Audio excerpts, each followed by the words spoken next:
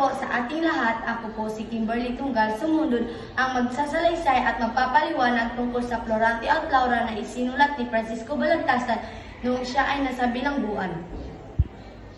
Pangalan ni Francisco Balagtasan Baltasar. Lugar ng kapanganakan, Panginay Bigaang, Bulacan. Petsa ng kapanganakan, Abril 2, 1788, Palayaw, Balagtasan, Kiko. Pangalan ng kanyang asawa, Juana Taimbi.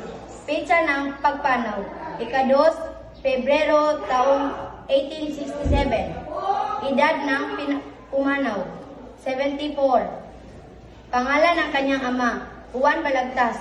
Pangalan ng kanyang ina, Juan de la Cruz.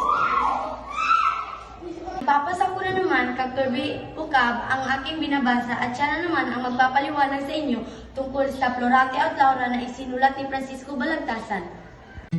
Coffee na di talaga creamy? Skip na! And switch to Nescafe Creamy White, ang Nescafe coffee na may Nestle milk, kaya leveled up ang creaminess. Nescafe Creamy White, creamy coffee like no other. Magandang araw sa lahat. Ito po ang papatuloy ko na tungkol kay Florante at Laura na sinulat ni Balagtas.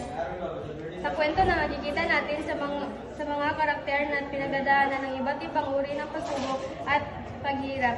Si Florante, ang pangunahing karakter, ay nakaranas ng pagkakatulong at pagkatapon sa kagubatan at doon ay kilala si Laura sa kanyang minahal.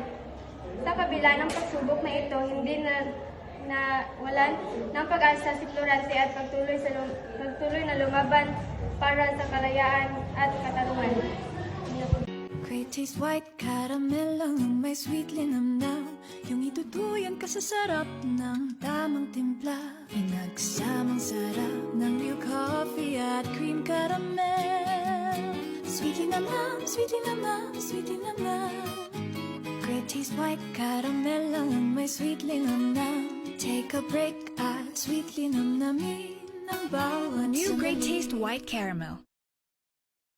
Ito ang binasa ni Gabi Ekab. Ang Florante at Laura ay hindi lamang isang kwento at ng pag-ibig, kundi ang isang paglalahad ng buhay ng Pilipino sa panahon ng Kastila. Ito ay isang paalala sa atin na hindi dapat natin kalimutan ang ating saysayan at ang mga pagsubok na naranasan natin ang nanuno sa pamagitan ng kwento ng Florante at Laura. Tayo ay experience na patuloy na lumaban para sa ating kalayaan at dignidad bilang isang bansa.